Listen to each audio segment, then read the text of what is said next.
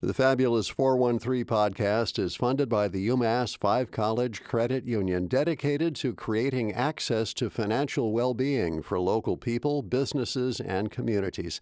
Insured by NCUA, umass5.coop.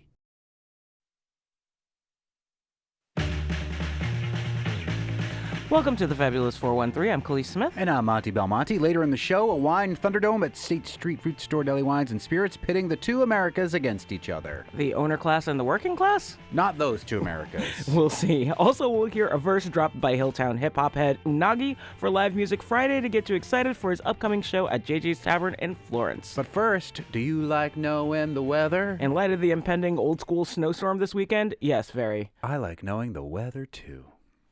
Monty, Khalees. Hi, Dave Hayes. Hello. Thanks so much for doing this. Thanks for having me. I appreciate it. No, we appreciate it because, I started seeing the murmurings of this earlier this week and was like, oh, we've got to change some things about what's going to happen on Monday. The big winter bite is coming. There is a big storm brewing for this weekend, and no one gets more excited about a big winter storm than Dave Hayes, the Weather Nut. Dave Hayes, the Weather Nut, is a Western Massachusetts-focused interactive community weather reporter, writer, and blogger on Facebook, where he has over 65,000 followers. His home base is at westernmassweather.com, but as of this morning, there is a brand new Dave Hayes, the Weather Nut iPhone app. I'm going to download it right after we talk. Dave's forecasting is community supported by generous businesses and individuals like you. And full disclosure, like me. And me. I have a Dave Hayes, the Weather Nut mug at my desk. And Dave Hayes, the Weather Nut, joins us now to talk about what to expect with this wild weather weekend. Thanks so much, Dave Hayes, the Weather Nut. Thanks for having me. It's good to hear both of your voices. Yes. Likewise. First off, tomorrow we got cold. Yeah. Tell us what we're going to expect for the cold before the snow comes in. Yes, well, it's actually going to come in tonight and start this afternoon. A cold front's coming through this afternoon, and it's going to switch the wind around to the northwest, and then by later tonight, it's going to pick up and gust probably 25 to 40 miles per hour, and basically this cold, massive amount of Arctic air is coming into the region behind this front, and so temps will drop through the night. We'll probably bottom out somewhere between negative 10 degrees to 5 degrees above zero. But with the wind blowing, it's going to drive wind chills down somewhere between 10 below to 25 below zero, maybe even 30 below zero in places like the Berkshires or southern Vermont. And so we've got cold weather advisories up for the Valley and central Mass and northern Connecticut, but we have extreme cold warnings up for the western hill towns, Berkshires, and southern Vermont. It's rare to get those. Kind of like earlier this summer, or last summer, I should say, in June, we had extreme heat warnings for a few days there. And so this one, I don't think I've seen these extreme cold warnings yet, but it's also a new product. There used to be wind chill advisories and wind chill warnings, but they replaced them to try to simplify the messaging. But yeah, so there's an extreme cold warning up for tonight. It'll be very cold late tonight and tomorrow morning, and tomorrow's highs, even though it's going to be fair weather, it should be mostly sunny, and the wind should eventually come down later in the afternoon. Highs are only going to be in the single digits to low teens, so there'll be wind chill issues tomorrow too. So awful.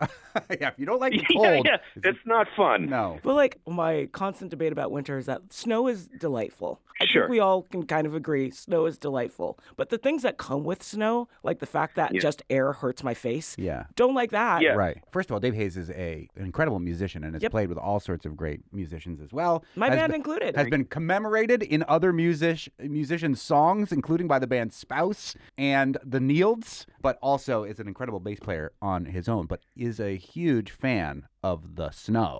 Big time. Ever since I was a kid. I think the first storm that I really remember, the two storms I remember, was the Mother's Day snowstorm of 1977, May 9th and 10th, because all of the leaves, it was a full leaf out in eastern Massachusetts, and we got 10 inches of snow. So it took, all the leaves caught all the wet snow, and there was, trees down everywhere across the town. You couldn't even pass through the town for a few days. And then, of course, the next year is the blizzard of 78, which is for folks who remember, who are older, like me. That was kind of the benchmark, southern New England blizzard and snowstorm. So yeah, ever since I was a kid, it's always caught my fascination. It's always calmed me down. When it's snowing, I feel calmer. There's something about the visual cadence of it, but yeah. And this looks like a decent snowstorm coming. Well, I mean, Blizzard of 78 is how I got here. Blizzard of 78. Yeah, there you go. I was born just afterwards. But as Dave Hayes knows, I used to do the morning show and hated snow myself because that meant if it snowed all overnight and I had to leave my house at 2:45 in the morning, sometimes the plows hadn't even been out yet. There are no lights on the highway that you don't don't notice until you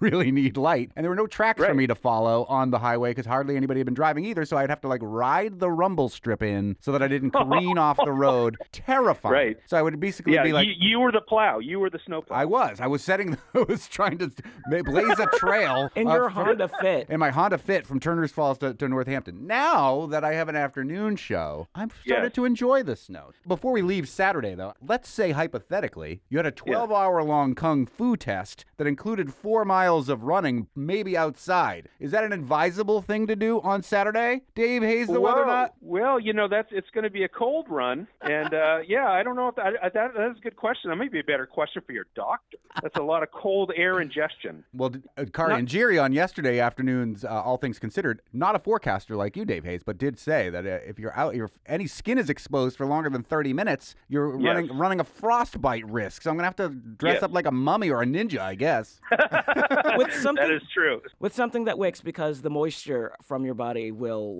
your sweat will get out into your fabric and then freeze. You want it away from your skin if possible. There you go. If you have to be outside running. All right, I'm gonna check to see how much wool I have at home. Dave Hayes, the weather nut, joins us talking about this weekend's wild weather. As I mentioned before, he's got over 60,000 people following him on Facebook. He is a gem here in the Valley, a beloved figure, giving us forecasts, hoisting different posts about what kind of winter weather advisories and other type of advisories we may be experiencing. And you usually talk about the triangle of disappointment that is the Pioneer Valley when it comes to snow. Tell us what we should be expecting in the Valley and the rest of the 413 for the snowstorm this Sunday. Yeah, well, I think that the quote-unquote Western Mass snow lovers triangle of disappointment, which is a very elegant term, by the way. Love it. That is not likely to be as much of a factor this time because of this particular storm setup, because it's going to be so exceedingly cold, ahead of time. We're going to have true Arctic air in place as all of this moisture from this incoming storm kind of slams into it. We'll still see variable snow amounts. And with big storms like this, you get situations where you get these different, kind of localized, what are called mesoscale banding, like heavier snow bands that form. Sometimes they can become a little bit stationary or move slowly. Big, heavy snow bands are caused by a lot of strong upward motion and strong lift in the atmosphere. And then on either side of those, if they're kind of stationary, they're moving slowly, what goes up must come down. So you have what's called subsidence or sinking air on either side of those. And that can kind of dry out the snow shield in some areas while parts of the snow shield are producing really heavy snow. So I expect there's going to be variability with this. It's hard to know. You really can't necessarily predict, where those are going to set up. And having said that, the valley, we are going to have some easterly flow. So, you get moisture that runs up over the Worcester Hills to our east, and it comes over the valley. It sinks a bit, and then it rises up again into the Berkshires. So that could cause the valley to have a little bit less snow compared to other people. But I think overall, snow should start reaching the ground sometime by late morning, I think, maybe as late as noon or the very early afternoon. And then it'll start to stick immediately, basically. It'll be so cold, temperatures will probably be around 10 degrees. And with a cold couple of days before that, conditions will get slippery fast, and the road treatments don't really work as well at lower temperatures like that. So travel conditions are going to go downhill pretty quickly. And I think that by mid to late afternoon, it should really start to pick up and become moderate to heavy. We'll have snow heavy at times late in the afternoon and then Sunday night. And then there will be a little bit of a lull, I think, probably in the pre-dawn hours of Monday. But then we have this upper level system associated with this surface low that has to come east through our region on Monday. And that will produce, I think, periods of light snow, maybe moderate snow at times. So there'll be some additional light accumulations. But given how fluffy this snow is going to be, it's going to be pretty dry and fluffy, given all the cold air in place.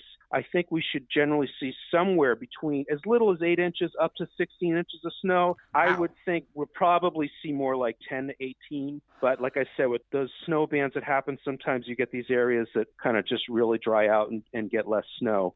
I think, the places to get like a foot and a half of snow, or maybe even a touch more, would be more like the Western Hill towns, Eastern Berkshire County, Southern Greens of Vermont. I think the valley is probably going to be more somewhere in like an 8 to 14 type of zone. And I learned from you that the clouds get wrung out by the Berkshires, right? So all like a sponge, it dumps all of the moisture and precipitation on the Berkshires. Then by the time it comes over the Berkshires into the valley, it doesn't have as much snow. Sometimes that's the case. Yeah. Sometimes it's, it's interesting. Sometimes you get the flow of of moisture from the storm kind of from west to east. So it's coming up over the Berkshires and Western Hill Towns and then down to the valley. But then sometimes you also have, if this storm isn't going to be, in terms of its pressure, isn't going to be super deep or super strong. It's not going to be like a classic old nor'easter like the blizzard of 78 or anything, but it's still going to produce, there's going to be high pressure to the north over Maine, and that clockwise flow and the low to the south creates easterly flow, and then that tends to, run into Worcester, into the valley, and then up the hill. So sometimes you get heavier snow on the west-facing slopes, and sometimes you get it on the east-facing slopes. But the bottom line is that however that plays out, the high terrain forces air that runs into it, it forces it up, and rising moist air condenses out into precipitation. When it's cold enough, it snows. So they usually get more snow up in the high terrain. So the clouds get their cry out over the Berkshires, and by the time they get to the valley on the other side of the mountains, they're more okay. Yeah, they're having to listen to James Taylor, and so they're all crying on the Berkshires, and then they get into Dinosaur Jr. territory. Reaction, and then like everything else, everything changes, and then they subside they feel a little bit better. I've seen fire and I've seen rain. More coming up with Dave Hayes, the Weather Nut, as he gets us more prepared for this weekend's weather with some weather terms, perfect for the Scrabble game you'll be playing with friends amidst the flakes, as well as some advice for shoveling. Plus high elevation red blends straight out of the Americas with West at State Street for today's Wine Thunderdome, and hip hop hailing from the hill towns with Unagi for Live Music Friday. You're listening to the Fabulous 413 on 88.5 NEPM. Do you like knowing the weather? Dave Hayes, the Weather Nut, joins us talking about this weekend's wild weather. Is this, you said it's not a storm a la the blizzard of 78. It'll be a decent amount of snow, but I think it'll be a major. It'll be a major snowfall, I think, yeah. Is this a nor'easter? And what is a nor'easter if this is not? It's a good question. What it is actually what's called, it's a Miller-B storm, which just means a lot of times you have storms that track kind of southwest to northeast across the country. They reach the Appalachians, and the Appalachians doesn't break them apart, but it weakens them. The presence of those mountains kind of weakens them a little bit, and then you get a secondary low that forms south of us. And so I think you could classify this as a nor'easter. It's just not going to be a nor'easter that has a strong wind component, except for maybe along the coastline. Usually a nor'easter is a coastal storm that has high pressure to the north, low pressure to the south. The combination of counterclockwise motion around the low to the south and clockwise circulation around the high to the north they create a northeast wind. So I think technically you could call this a nor'easter. It's just not going to be a rapidly deepening one. So the wind component I think is less, which kind of leads me to say that I don't think we're really going to have a power outage problem because the snow is going to be so fluffy and dry, especially north of the Connecticut-Mass line. And I wouldn't be surprised if they get some blizzard conditions along the east coast of Massachusetts and down the Cape and stuff like that. Because blizzard has to do with wind speed, right? Right. Yeah, blizzard has to do with, it's a little bit of a squishy definition. It's basically you have to have 3 consecutive hours of quarter-mile visibility or less in blowing snow or falling snow. You can have a ground blizzard. It's not even snowing out. Whoa. But the snow has to produce a visibility of a quarter mile or less for 3 consecutive hours, and you need a sustained wind speed or frequent wind gusts of 35 miles per hour or more for 3 consecutive hours during that time of lower visibility, and that's what defines it as a blizzard. So you could have like a dust blizzard? Is that what on the ground without snow would blizzard condition be? A dust blizzard, well, that would technically be called a haboob.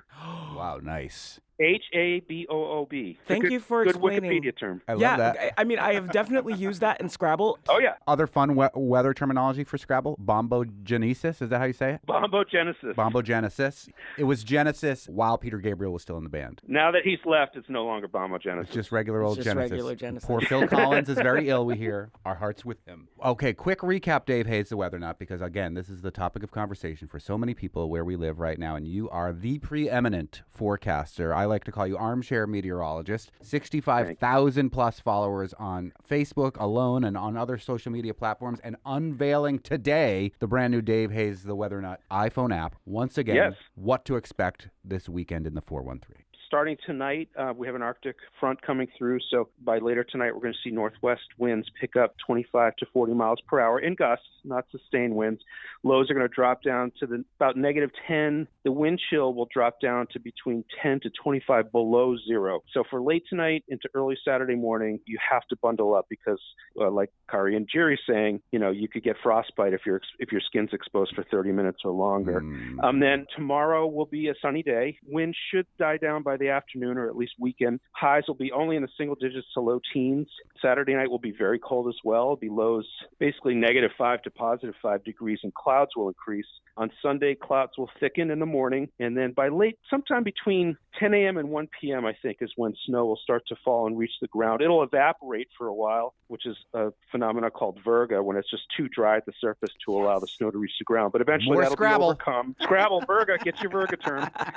And so by 10 a.m. to 1 p.m., we'll see snow starting to reach the ground in the valley and points west. It'll become steady quickly, and it will accumulate quickly. So travel will go downhill pretty quickly in the afternoon, and then by late afternoon into the evening, snow will become heavy at times. We'll see rates of 1 to 2 inches per hour. I think sometime by the pre-dawn hours of Monday morning, we'll see the snow kind of lessen up. We'll still have periods of light to maybe moderate snow. Monday, overall, we'll see 8 to 16 inches of snow across the region, maybe a little bit more in some spots, and I wouldn't be surprised if we all at least see 10 inches of fluffy snow, and hopefully there won't be any outages, and then it's just kind of cold and dry for the rest of the week. When during this snowstorm is the best time to shovel where it's going to not hurt?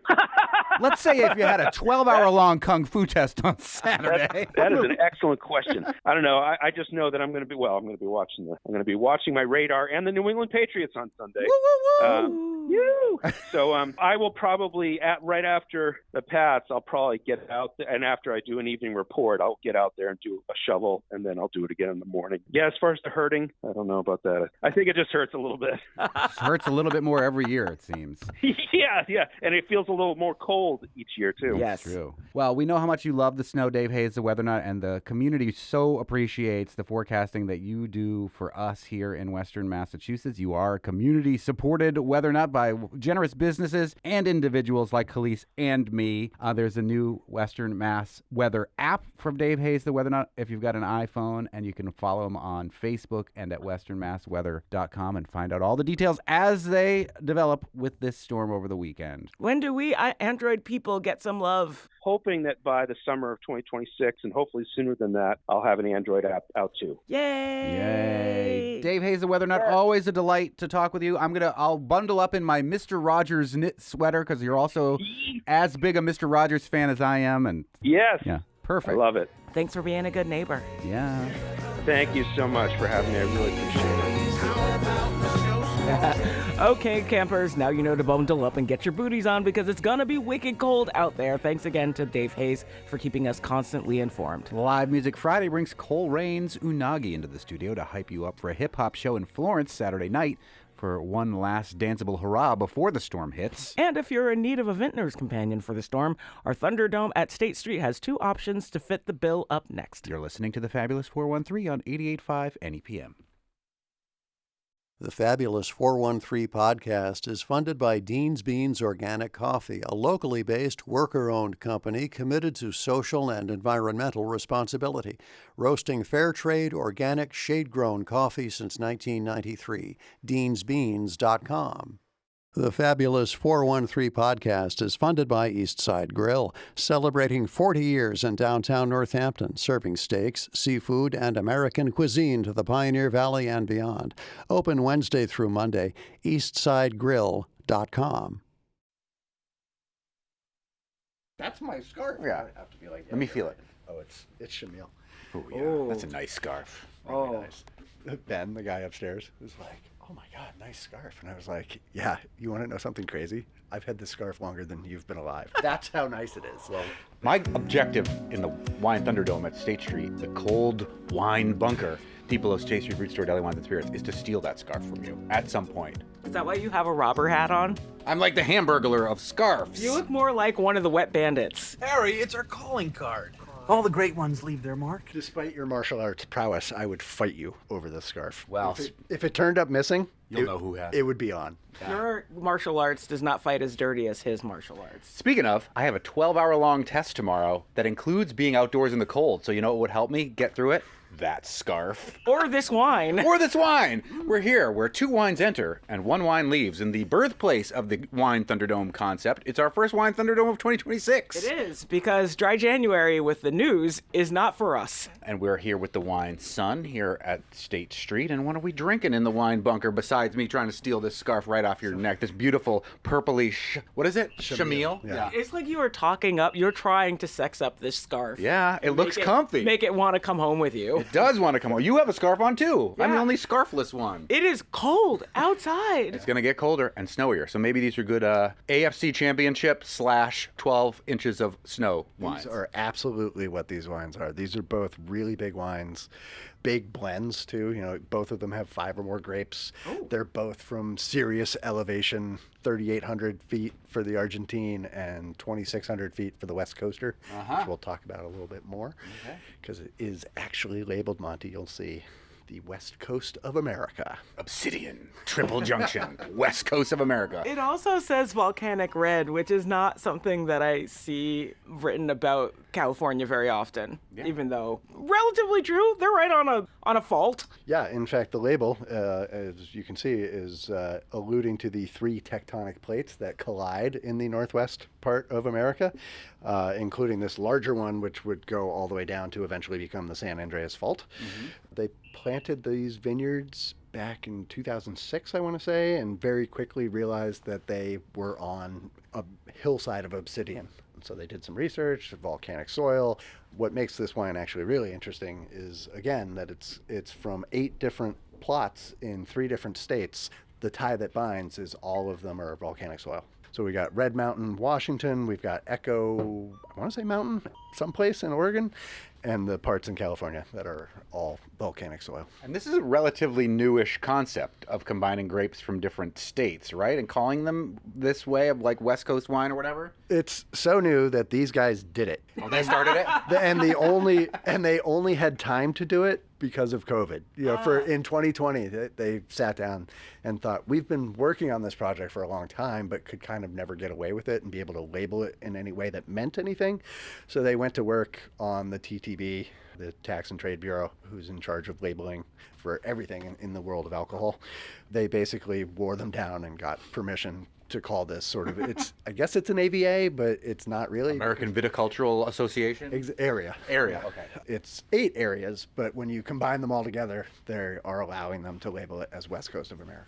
Are there any other vineyards doing that now? None that have come to my attention. Well, that's one of the 2 wines in the Wine Thunderdome. What's the other one? The other one is an old favorite of ours, Monty. I was surprised to see that this came into existence in 2002. I think we've probably at State Street have carried almost every single vintage of this wine that's ever existed. It's the Clos de los Siete. And this one goes back to in the late 90s and early aughts, we often would hear terms like wine rock star. And that term actually meant something back then because people actually knew who the winemakers were. And so Michel Rolland, who is the name that's on this label. The Flying Winemaker. Isn't that what they call him? Did they? I think so. Look, you know more about it than maybe You I have to do. go back through your archives and see. Michel Rolland has worked with 75 wineries in 16 different countries. So he is a very experienced consultant. And, Sounds like a flying winemaker to me. and blender of wines. He's renowned for knowing exactly how much of this and how much of this to put into a wine. And he fell in love with Argentina and started producing this wine in 2002, like I said. So we're looking at 2 2021 vintage wines, both high elevation, both in settings where the grapes get a significant amount of stress, which leads to concentrated amounts of fruit in the wine. We're going to put them in the Thunderdome together. It dovetails nicely with the joke I was going to make about them tasting like global panic. Well, yeah, so one of them is from California, which the current Oval Office hates, and one of them is from Argentina, which the Oval Office really loves. Which one are we going to drink first? Always the tough decision, isn't Yeah. it? Today we're going to start with Argentina. These are both at least 5 grape blends, 59% Malbec. Which is the grape that most people associate with Argentina. Absolutely. 15% Merlot, 13% Syrah, 6% Cabernet Franc, 4% Cabernet Sauvignon, and 3% Petit Verdot. Nice.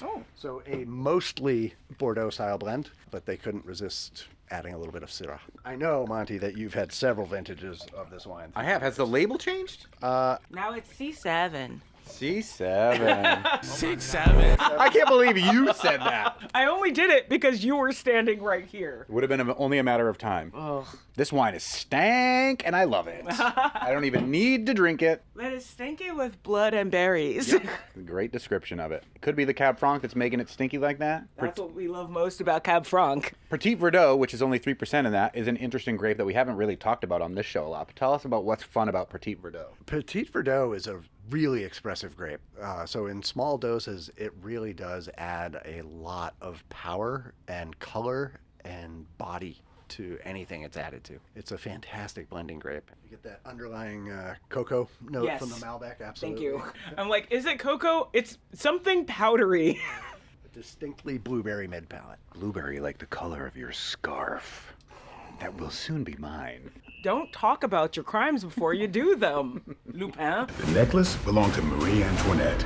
We're gonna steal it. Both of these are on volcanic soil. High elevation, not necessarily volcanic in the Argentine, but it is described as scarcely fertile. And again, that's good for grapes, right? If you can actually get the roots to hold and the grapes to grow, the worse the conditions are, the better for the fruit. The harder you make the roots work, the better the fruit becomes. Yeah, and it's a good parenting model as well. In the case of the Argentine wine, and maybe it's all higher elevation, there is something to be said about the exposure to UV, where that makes the grape skins thicker, and we get more tannic structure out of the fruit that we do get. And isn't it a lot of times there are cooler nights sometimes? Like you could still have diurnal shift, certainly. Diurnal shift will certainly play into that, yeah. So diurnal shift, I don't know the exact technicality of it. Is it 35 or 40 degree shift in a day would be a diurnal shift.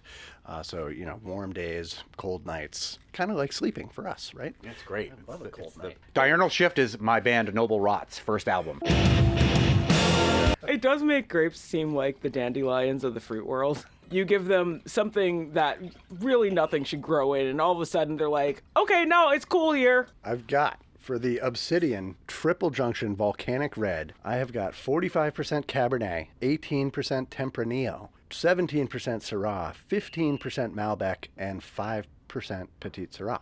Tempranillo. Yeah, right? I don't think I've really heard about domestic Tempranillo. Not a lot. This one is not nearly as stinky, but a lot more flinty and inky. Smoke. Maybe that's because there was a wildfire. Who knows? Sometimes that makes its way into the wines as well. That can happen.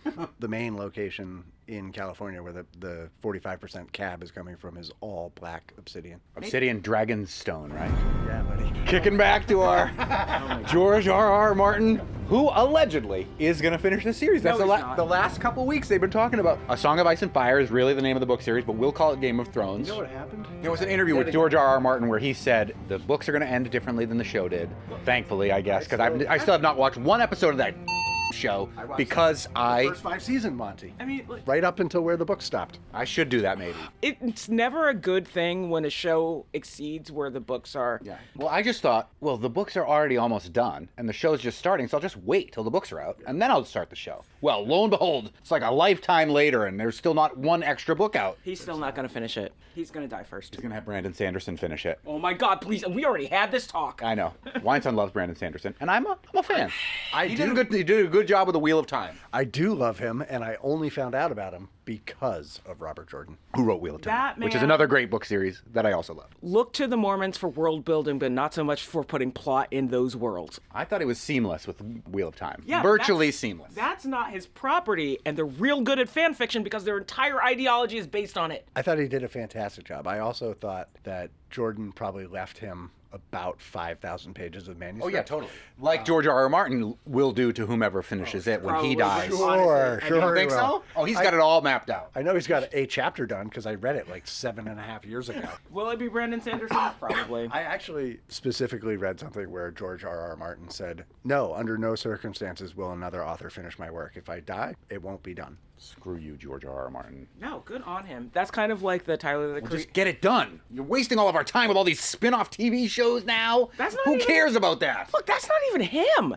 No, he's involved. I've been rereading, I guess, Eric Stevenson. I don't know if you're familiar with the Malazan Book of the Fallen, but man. I've been psyching myself up to read the sequel to Priory of the Orange because the first book was 800 and something pages and the second one is longer. It's very good. If you liked Game of Thrones but want it to be a little less misogyny, then check it out. I just finished the sci-fi series Three Body Problem trilogy of books. Yeah. I hear the television show is terrible, but the books are fascinating. I knew it was a book. I watched the first season, and I liked it enough that I'm excited for the second season. You should read the books. They're really good. I've already committed myself to 27 books this year, and I'm not sure that that's going to, that would push me up to 30 books I'm rereading Moby Dick. for 2026. And one thing I just found out, of course, Moby Dick and Herman Melville has strong connections to the 413. If you're a Deadhead, you like the Grateful Dead. What do you think you're called if you like Moby Dick?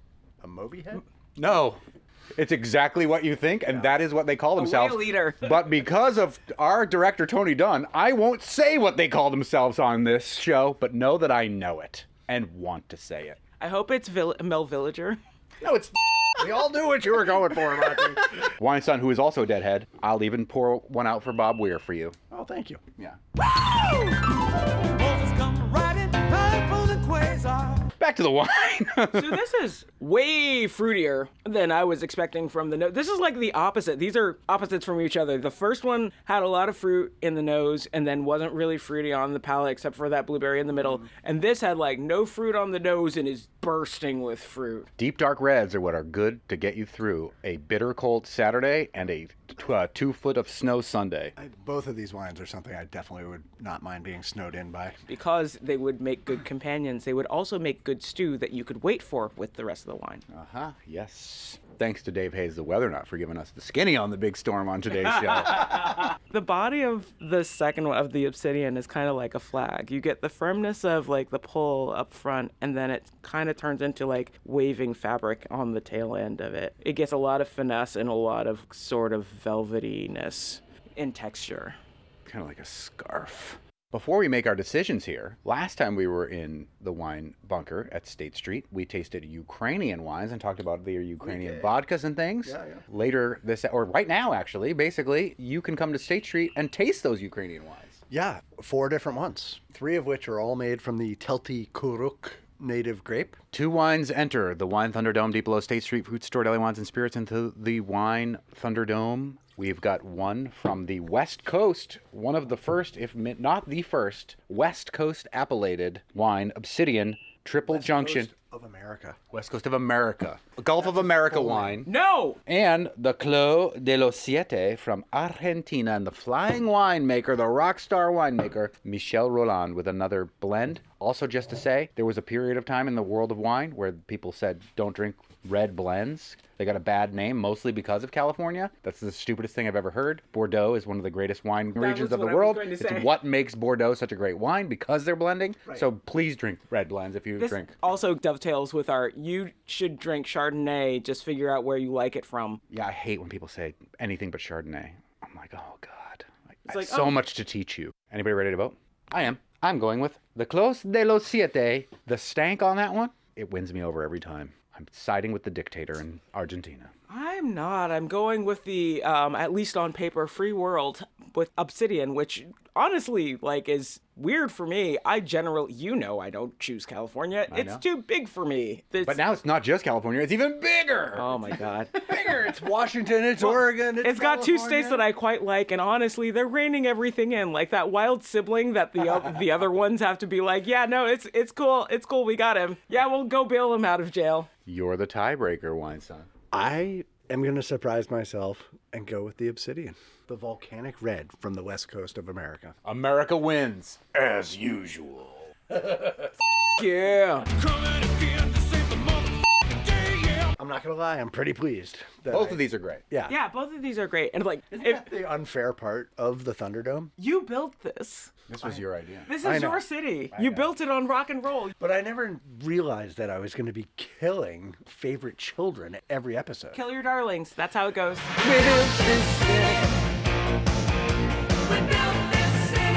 Just for you.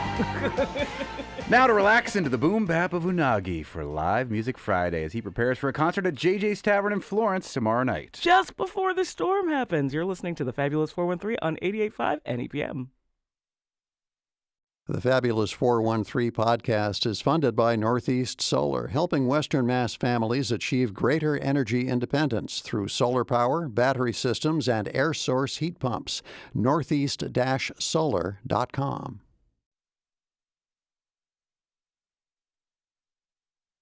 Welcome back to the Fabulous 413. It is Live Music Friday, and we welcome to the studio Unagi, a producer, DJ, occasional rapper. Unagi's been making beats since the 90s with his crew Discs of Tron. He started with pause tapes before progressing to an SP202, Dr. Rhythm drum machine, and a cassette 4-track, which he used to create his debut album released back in 2003. He was based in San Francisco for more than a decade, performing regularly while building his label 442 Records. He collaborated with MCs from the Bay, New York, Memphis, and Chicago, culminating in 2010's classic Adult Situations, featuring underground hero Motion Man. Shortly afterwards, he left the city and moved to an extremely low-key village in Western Massachusetts. He never stopped making music, casually releasing new material recorded at his Riverside studios deep in the woods. Throughout the years, Unagi never changed his vibe. Obscure vinyl samples, live drum machines, neck-snapping break beats, and freaky synths are still his stock in trade. His influences include electro, smooth jazz, bossa nova, psych rock, and all the important funk. And this Saturday, he'll be performing, headlining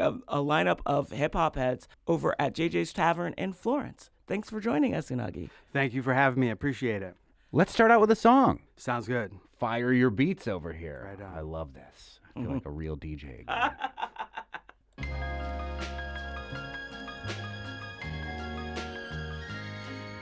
Yes.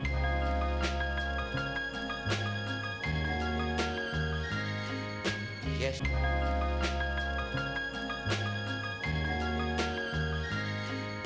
Yes.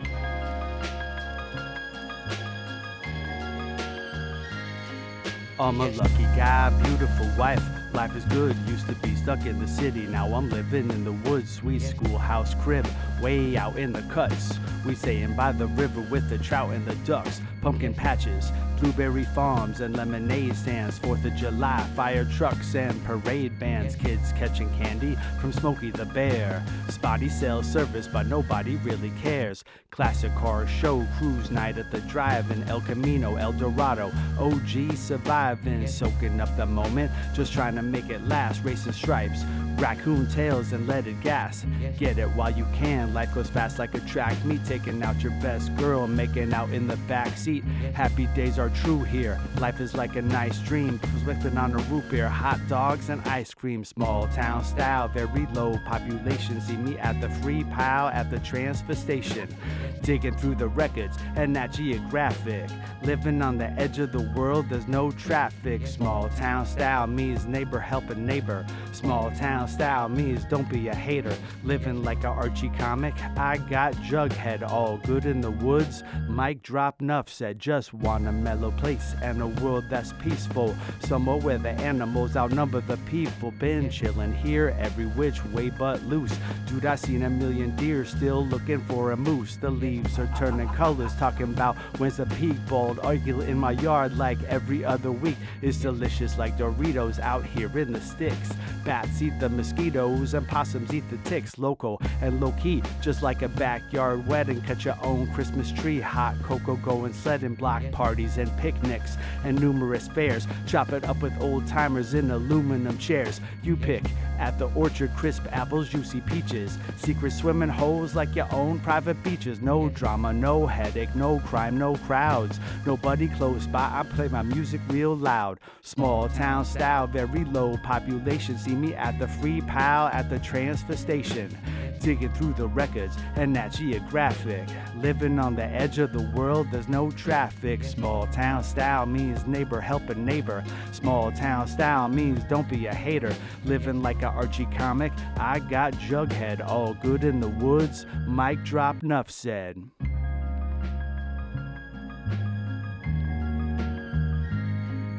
Yes.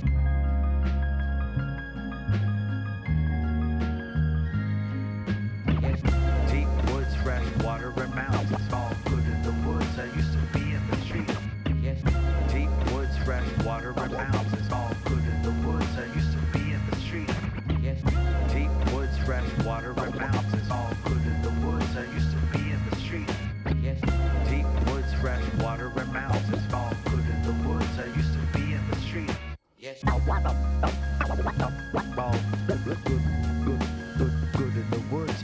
that small town style, man. This Unagi coming out of Coleraine, Massachusetts. Man, Griswoldville represent.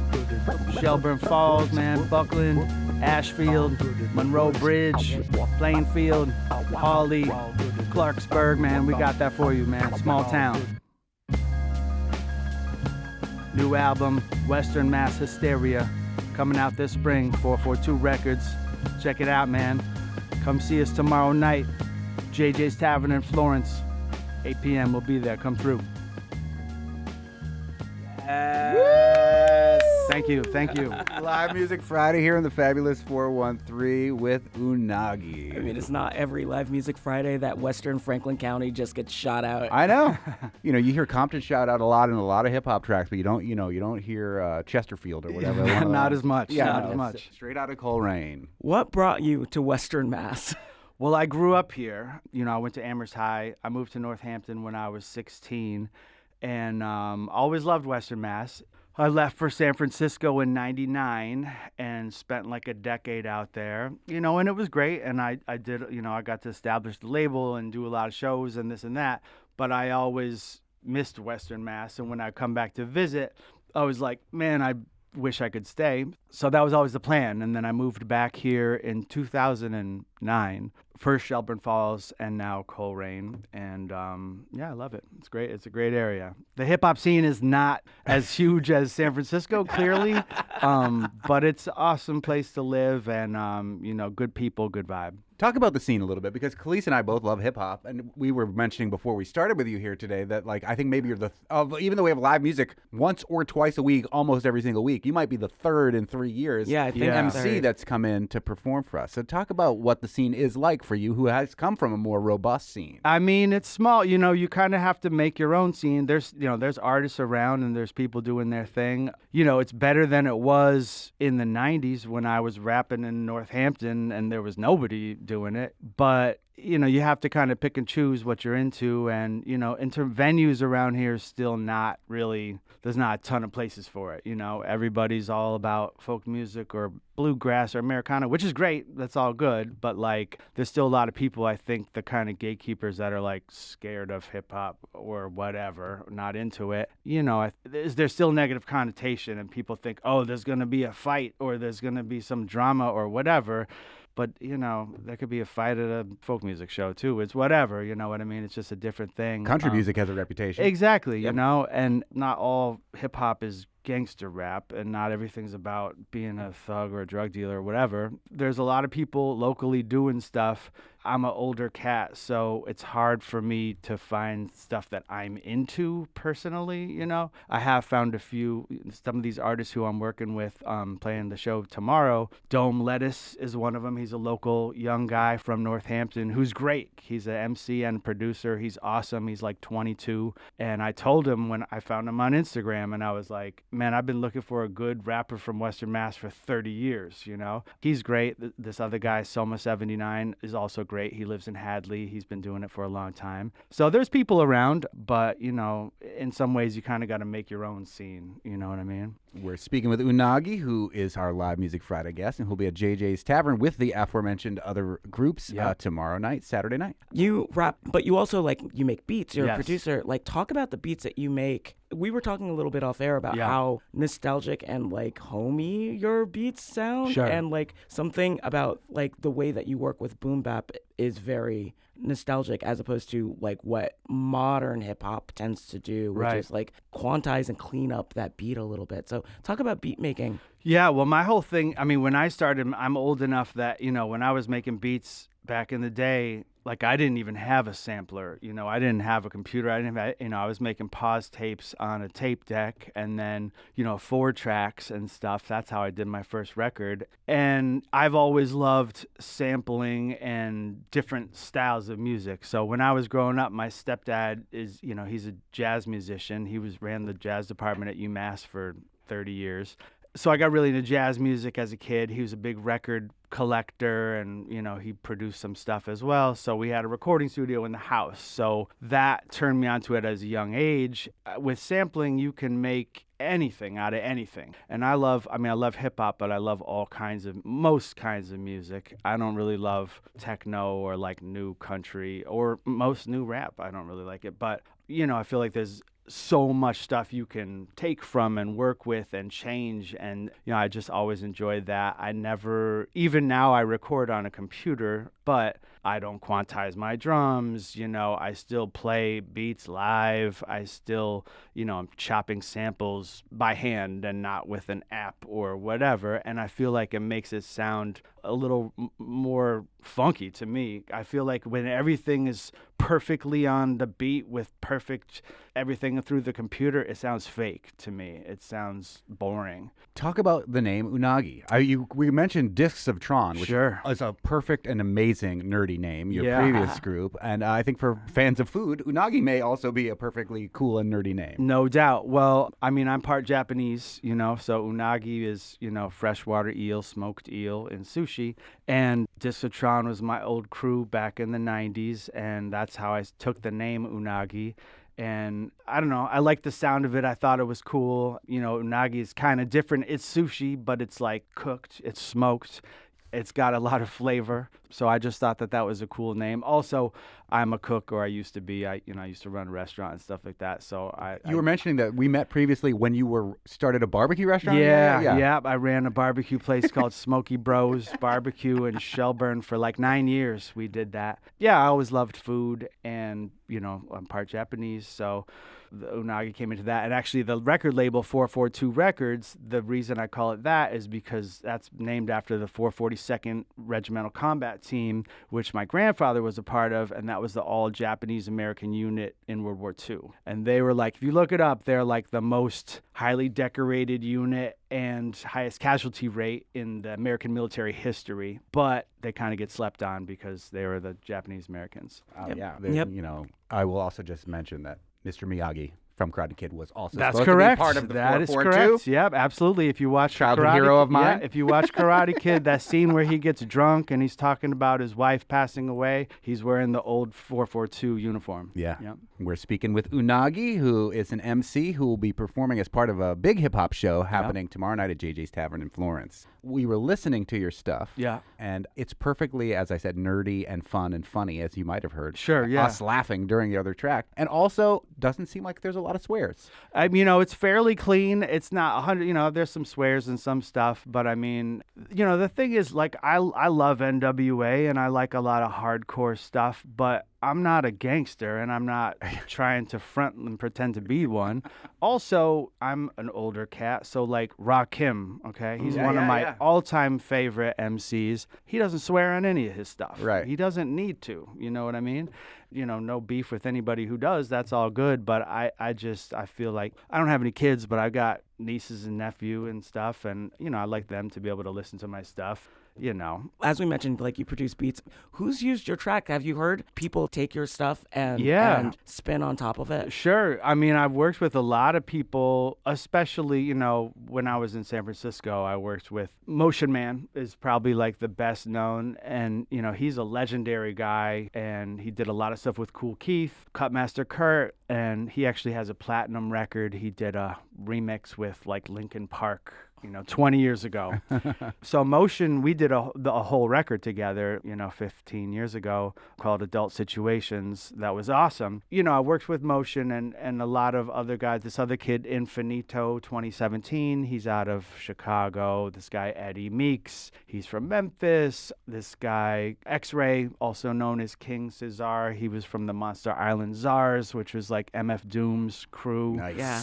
And we did a track, Rest in Peace to Doom, Rest in Peace to X-Ray. And Dome Lettuce, this young cat, we're going to be doing a project together that's, we're kind of just getting started on now. Unagi has been our live Music Friday guest tomorrow, January 24th, JJ's Tavern in Florence. Unagi, Dome Lettuce, Soma 79, and DJ Toro Bravo doing a big hip-hop show starting at 7 o'clock. Yes. And we will leave with one of your instrumental tracks, I think, here on this semi-live Music Friday. Cool. Sounds good. Thank you so much for coming in. Of course. Thank you guys for having me. I appreciate it. No, our pleasure.